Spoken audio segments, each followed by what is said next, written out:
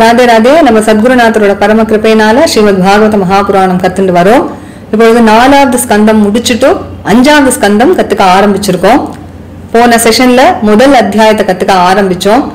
முதல் அத்தியாயத்துல என்ன பார்த்தோம் அப்படின்னா, பிரியவிரதனை பத்தி ஒரு சந்தேகத்தை கேட்கிறார் பரீட்சித். முதல்ல எடுத்த உடனே சுக மகரிஷி கிட்ட, பிரியவிரதன் பரம பாகவதராகவும் ஆத்மாராமராகவும் இருந்துண்டு குடும்பத்திலேயே இருந்துட்டு எப்படி அவர் பக்தரா இருந்தார் அப்படின்னு ஒரு சந்தேகத்தை கேட்டதுனால சுக மகரிஷி பதில் சொல்ல ஆரம்பிக்கிறார். பிரியவிரதனுடைய சரித்திரத்தை சொல்றார். பிரியவிரதன் தன்னுடைய அப்பாவான மனு இந்த ராஜ்யத்தை நீ ஆளணும் அப்படின்னு சொன்ன போது அது விரும்பலையாம். ஏன்னா அவர் நாரத மகரிஷி இடத்திலேருந்து உபதேசங்கள் எல்லாம் பெற்று உண்மை தத்துவத்தை நன்னா தெரிஞ்சுட்டு இருந்தவர், உண்மை பொருளை உணர்ந்துட்டார். அதனால அவர் பகவத் தியானம் பண்ணிட்டு பிரம்மச்சாரியாகவே இருக்கணும் அப்படின்னு ஆசைப்படுறார். இதை தெரிஞ்சதும் பிரம்மதேவர் பிரம்மலோகத்திலேருந்தே கிளம்பி வரார் அப்படிங்கிறத பார்த்தோம். அதற்கு மேல இந்த அத்தியாயத்துல பிரம்மதேவர் பிரியவிரதனை பார்த்து ரொம்ப கருணையோட ஒரு மந்தஹாசம் பண்ணிட்டு பேச ஆரம்பிக்கிறார். அவர் சொல்றார், ஹே பிரியவிரதா குழந்தை, நான் உன்னிடத்துல ஒரு உண்மையான விஷயத்த சொல்றேன், நீ ரொம்ப கவனமா அதை கேளு. இதை கேட்டுட்டு உனக்கு பரமபுருஷனான பகவான் இடத்துல ஒரு அசூயையோ கோபமோ எதுவும் ஏற்படக்கூடாது அப்படின்னு சொல்ற. ஏன்னா பகவான் நம்மளுடைய புத்திகளாம் அப்பாற்பட்டவர் அப்படின்னு சொல்லிட்டு ஆரம்பிக்கிறார். நம்ம எல்லாருமே, நானோ அல்லது பரமசிவனோ அல்லது உங்க அப்பாவான மனுவோ அல்லது இது ஒருக்காரே இந்த நாரத மகர்ஷியோ, நாங்க எல்லாருமே அந்த பரமபுருஷனுடைய ஆக்ஞையை தான் எந்த கேள்வியுமே கேட்காம கடைபிடிச்சுட்டே வரோம். அவர் என்ன விதிச்சிருக்காரோ, என்ன ஆக்ஞை பண்றாரோ அதை யாராலையுமே அழிக்கவும் முடியாது, மாத்தவும் முடியாது. எத்தகைய ஒரு முயற்சி எடுத்தாலும் மாத்த முடியாது. தபஸ்னாலேயோ அல்லது நிறைய படிச்சிருக்கிறதுனாலயோ அல்லது யோக சித்திகள்னாலேயோ கூர்மையான ஒரு புத்தினாலேயோ இல்ல அர்த்தத்தினாலேயோ தர்மத்தினாலேயோ தாங்களாகவோ இல்ல மற்றவர்களுடைய ஒரு துணையை கொண்டோ எப்படியுமே அவர் என்ன விதிச்சிருக்காரோ அதை மாத்தவே முடியாது அப்படிங்கறத சொல்ற. அதனால நம்ம எல்லா படைக்கப்பட்ட ஜீவராசிகளுக்கும் பகவான் என்ன பண்றார் அப்படின்னா ஒரு தேகத்தை கொடுக்கிறார், ஒரு சரீர சம்பந்தத்தை ஏற்படுத்துறார் இல்லையா? எதற்காக அப்படின்னா பலவிதமான அனுபவங்கள்லாம் அவர்களுக்கு கொடுக்கறதுக்காக. பிறப்பு இறப்பு, அந்த பிறவியில எவ்வளவோ சோகம் மோகம் சந்தோஷம் துக்கம் போன்ற அனுபவங்கள் இதெல்லாம் அனுபவிக்கிறதுக்காகவும் பலவிதமான கர்மங்களெல்லாகவும் பண்றதுக்காகவும் அந்த ஒரு சரீரத்தை கொடுக்கிறார் எல்லா ஜீவராசிகளுக்கும். அந்த ஜீவராசிகளுக்கு எப்படி சரீரம் அமையறது அப்படின்னா, அவரவர்களுக்கு எந்த குணத்துல ஈடுபாடு இருக்கோ, சத்தம் ரஜஸ் தமசுங்கிற குணங்கள்ல எதுல ரொம்ப ஈடுபாடு இருக்கோ, அவர்கள் எந்த விதமான கர்மங்களை ரொம்ப பண்றாலோ அதுக்கேத்த மாதிரி ஒரு சரீரத்தை கொடுக்கிறார். அந்த சரீரத்தை வச்சுட்டு நம்ம இந்த சுக துக்க அனுபவங்கள் எல்லாம் நம்ம அனுபவிச்சுட்டே வரோம். அதுக்கு ஒரு உதாரணம் கொடுக்கிறார். எப்படி கண் தெரியாதவர்களை கண் தெரிஞ்ச ஒருவன் அப்படி கூட்டிட்டு போறானோ, அது மாதிரி நம்ம கண்களுக்கு அந்த பகவான் தெரியறது இல்லை, அந்த பரமபுருஷனான அந்த பகவான். ஆனா அவர் நம்மளை எப்படி வழி நடத்திட்டு போறாரோ அது போலதான் நம்ம போயிட்டு இருக்கோம் அப்படின்னு சொல்றார். நம்ம எல்லாருமே படைக்கப்பட்ட ஜீவராசிகள் எல்லாருமே என் உள்பட அந்த பகவானுடைய வேதம் அப்படிங்கிற அந்த வாக்கு இருக்கு இல்லையா, பகவானோட வாக்கு, அந்த வாக்குங்கிற கயறுனால நம்ம எல்லாரும் கட்டப்பட்டிருக்கோம் அப்படின்னு சொல்ற. அதுக்கும் ஒரு உதாரணம் சொல்ற. எப்படி மாடுகள்லாம் மூக்கணாங்கயர்னால கட்டப்பட்டு அதுகளோட எஜமானனுக்கு நிறைய பாரங்கள் எல்லாம் தூக்கிட்டு போறதோ, அது மாதிரி நம்ம எல்லாரும் பகவானுடைய வாக்குங்கிற கயர்னால கட்டப்பட்டு பலவிதமான கர்மங்களை நம்ம பகவானுக்கு அர்ப்பணம் பண்றோம் அப்படின்னு சொல்ற. எல்லா ஜீவராசிகளுக்கும் இந்த சரீரத்தை ஏற்படுத்துறான் பகவான் அப்படின்னு சொன்னார் இல்லையா பிரம்மதேவர். அதற்கு மேல சொல்றார், ஒருவன் உயிரோட இருக்கும் பொழுதே அந்த மோட்ச நிலையை அடைஞ்சுட்டான், ஜீவன் முக்தனாக ஆயிட்டான் அப்படின்னாலும் கூட எந்த பிராரப்த கர்மத்தினால அந்த சரீரம் அவனுக்கு ஏற்பட்டதோ அந்த சரீரமானது தானே கீழே விழறம் வரைக்கும் அவனும் அந்த சரீரத்துலதான் இருந்து ஆகணும்.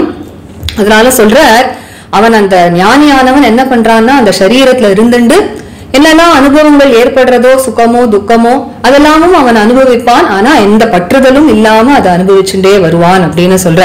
எப்படி தூக்கத்துல ஒருவன் ஒரு சொப்னத்தை பார்த்துட்டே இருக்கான், திடீர்னு முழிப்பு வந்துடுறது, ஆனா அப்படி எழுந்துட்டாலும் கொஞ்ச நாளைக்கு அந்த சொப்னத்தோட நினைவு இருந்துட்டே இருக்கும் இல்லையா? அது மாதிரி ஒருவன் ஞானியாக ஜீவன் முக்தனாக ஆயிட்டாலும் கூட அந்த எந்த பிராரப்த கர்மத்தினால அந்த சரீரம் ஏற்பட்டதோ அந்த சரீரம் தானே கீழே விழற வரைக்கும் அந்த சரீரத்துலதான் இருந்துட்டு இருப்பான் அப்படிங்கறத சொல்ற.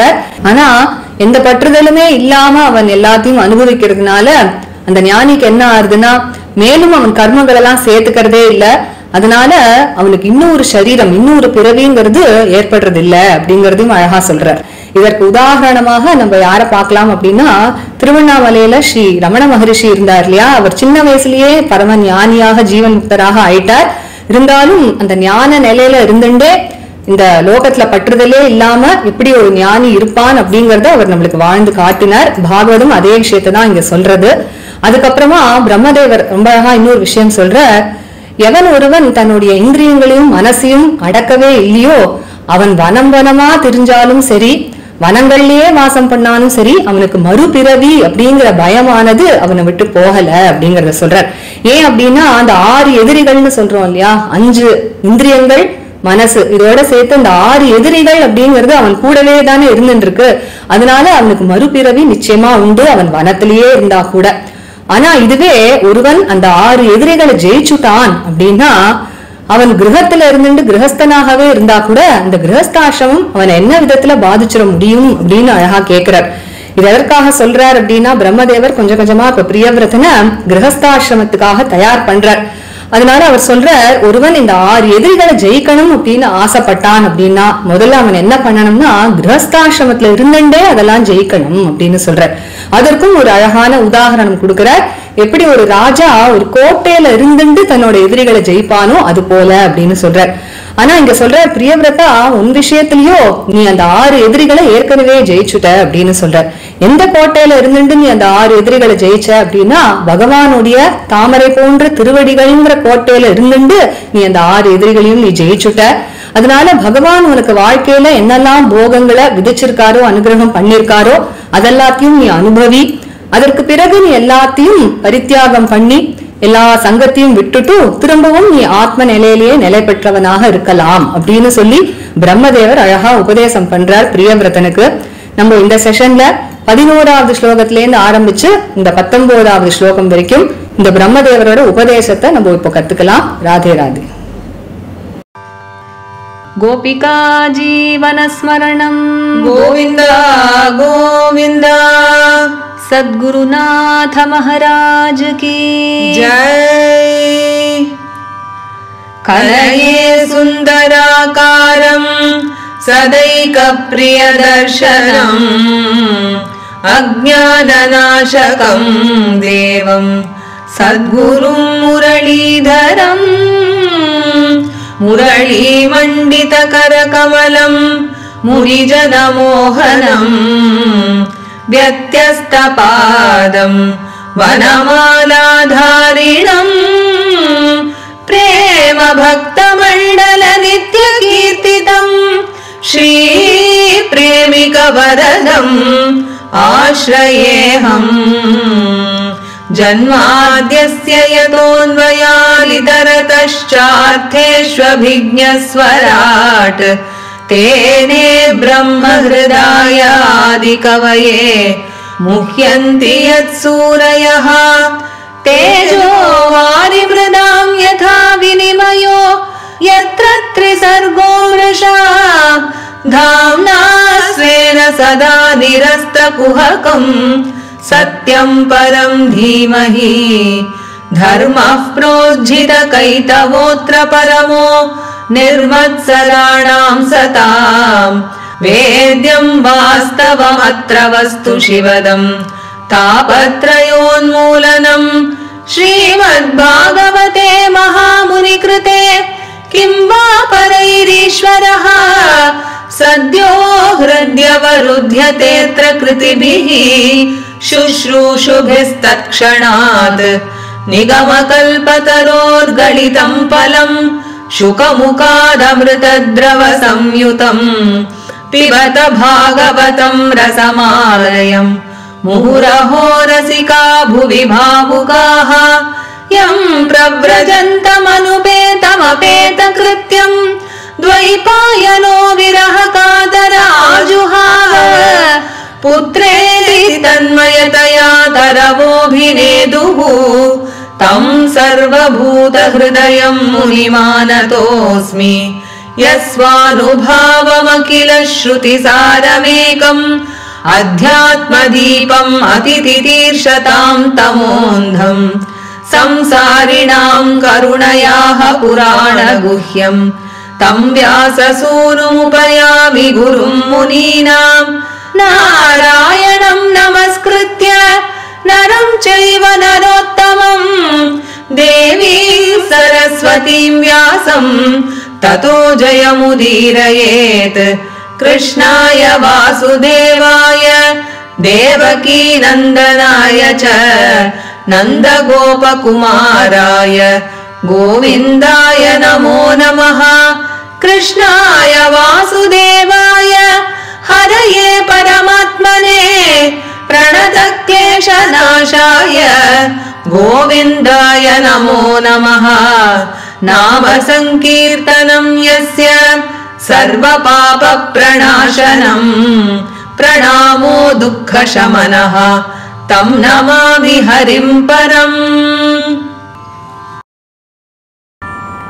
गोपिका जीवनस्मरणं गोविन्दा गोविन्दा। सद्गुरुनाथ महाराज की जय।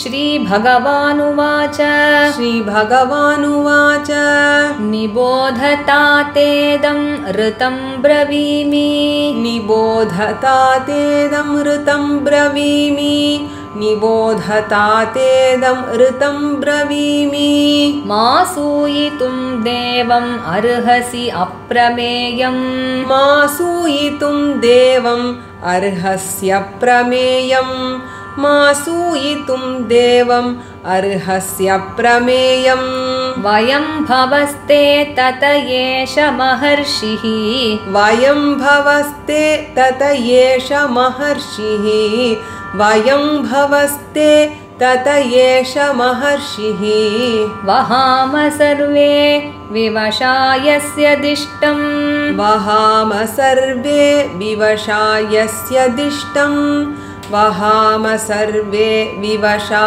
यस्य दिष्टम् न तस्य कश्चित् तपसा विद्यया वा न तस्य कश्चित् तपसा विद्यया वा न तस्य कश्चित् तपसा विद्यया वा न योगवीर्येण मनीषया वा न योगवीर्येण मनीषया वा न योगवीर्येण मनीषया वा नैवार्थधर्मैः परतस्वतो वा नैवार्थधर्मैः परतः स्वतो वा नैवार्थधर्मैः परतः स्वतो वा कृतं विहन्तुं तनुभृद्विभूयात् कृतं विहन्तुं तनुभृद्विभूयात् कृतं विहन्तुं तनुभृद्विभूयात् भवाय नाशाय च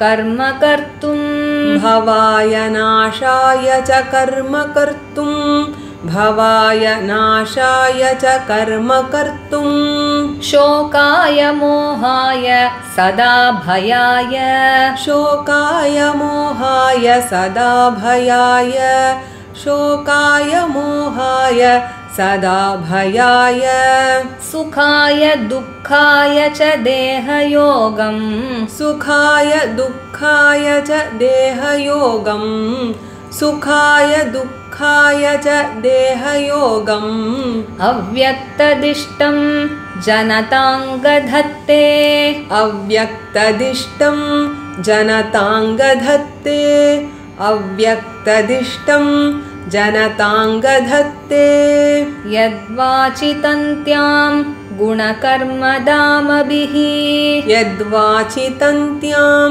गुणकर्मदामभिः यद्वाचितन्त्यां गुणकर्मधामभिः सुदुस्तरैः वत्स वयं सुयोजिताः सुदुस्तरैर्वत्स वयं सुयोजिताः सुदुस्तरैर्वत्स वयं सुयोजिताः सर्वे वहामो बलिम् ईश्वराय सर्वे वहामो बलिम् ईश्वराय सर्वे वहामो बलिम् ईश्वराय प्रोतानसीव द्विपदे चतुष्पदः प्रोतानसीव द्विपदे चतुष्पदः प्रोतानसीव द्विपदे चतुष्पदः ईशाभिसृष्टं ह्यवरुन्ध्महेङ्ग ईशाभिसृष्टं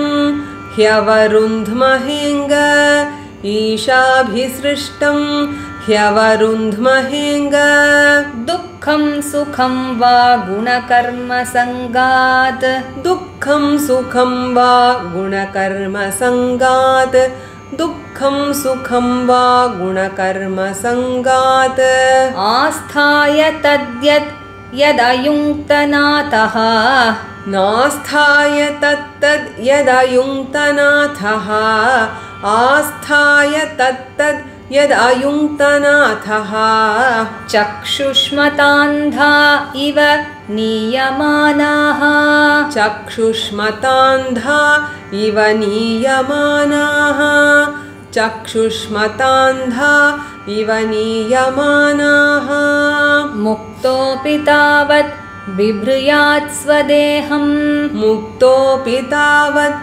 बिभ्रयात् स्वदेहम् मुक्तोऽपि तावत् बिभ्रयात् स्वदेहम् आरब्धम् अश्नन् अभिमानशून्यः आरब्धमश्नन् अभिमानशून्यः आरब्धमश्नन् अभिमानशून्यः यथानुभूतं प्रतियातनिद्रः यथानुभूतं प्रतियातनिद्रः यथानुभूतं प्रतियातनिद्रः किं तु अन्यदेहाय गुणान् न वृङ्क्ते किं त्वन्यदेहाय गुणान् न वृङ्क्ते किं त्वन्यदेहाय गुणान् न वृङ्क्ते भयं प्रमत्तस्य वनेष्वपि स्यात् भयं प्रमत्तस्य वनेष्वपि स्यात् भयं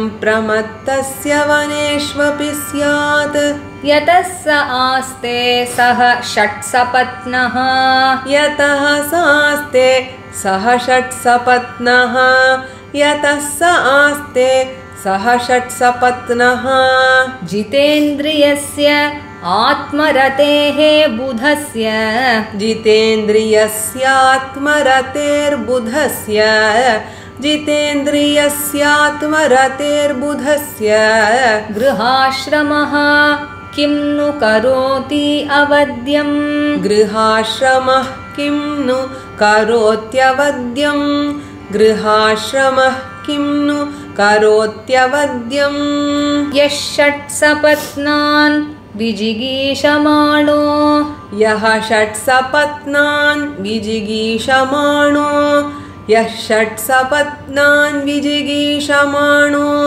गृहेषु निर्विश्य यतेत पूर्वम् गृहेषु निर्विश्य यतेत पूर्वम् गृहेषु निर्विश्य यतेत पूर्वम् अत्येति दुर्गाश्रित ऊर्जितारीन् अत्येति दुर्गाश्रित ऊर्जितारीन् अत्येति दुर्गाश्रित ऊर्जितारीन् क्षीणेषु कामं विचरेद्विपश्चित् क्षीणेषु कामं विचरेद्विपश्चित् क्षीणेषु कामं विचरेद्विपश्चित् त्वं त्वब्जनाभाङ्घ्रिसरोजकोश त्वं त्वब्जनाभाङ्घ्रिसरोजकोश त्वं त्वब्जनाभाङ्घ्रिसरोजकोश त्वं तु अब्जनाभ अङ्घ्रिसरोजकोश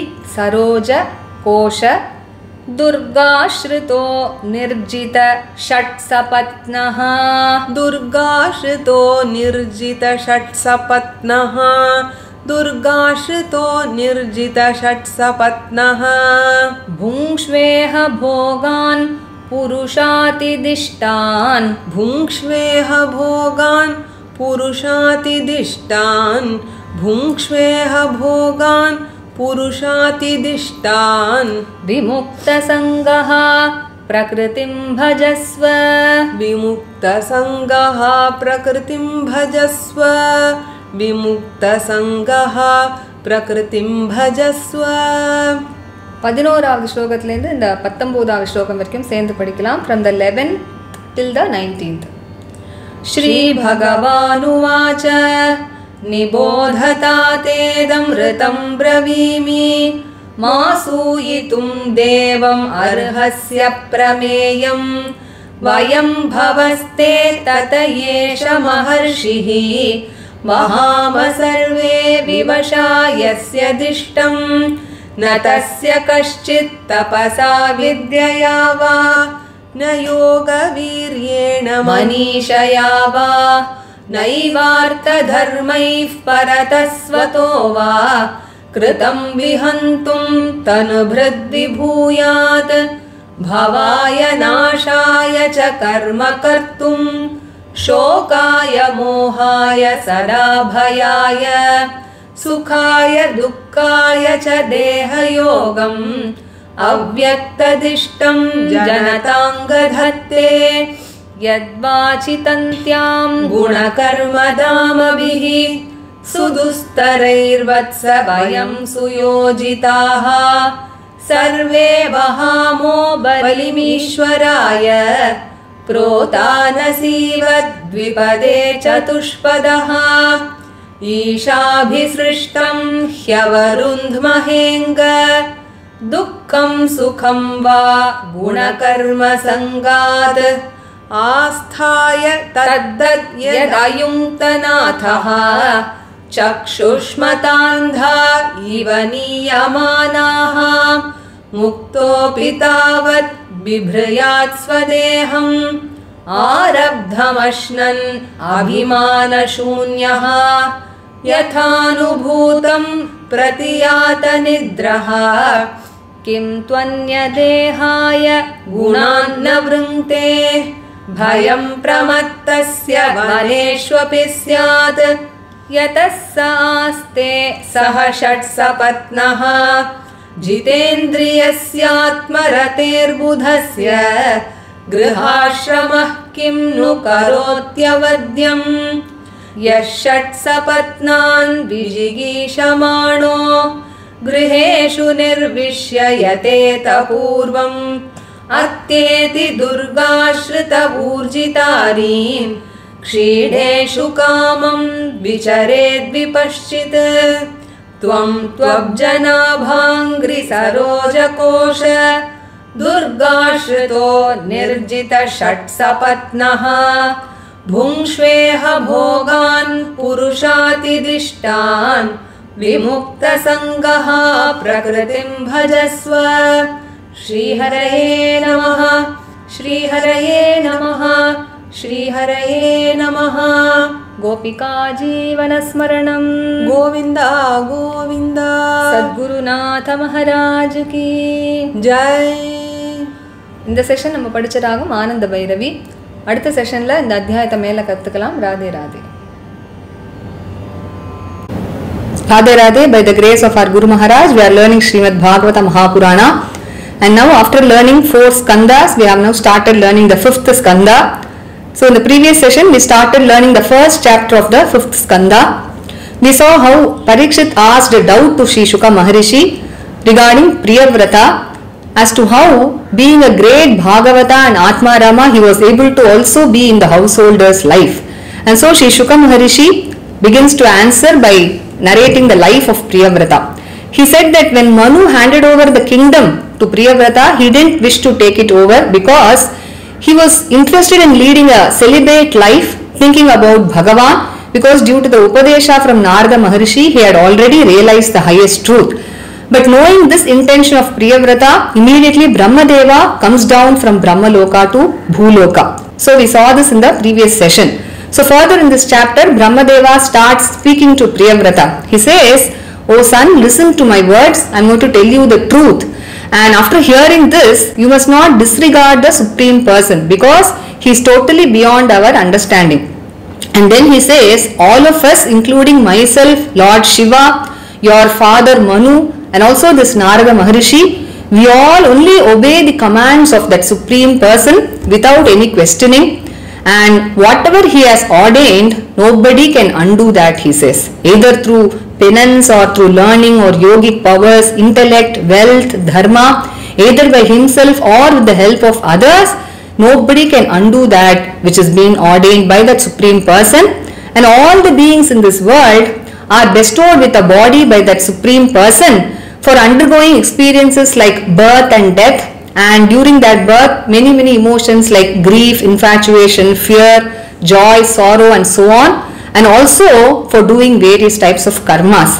And having attained these bodies given to us by that Supreme Person, according to our attachment to all the gunas, we undergo the pleasure and pains in those births meted out by the Lord. And he gives an example, just as how blind men are being led by one person who has vision, he says.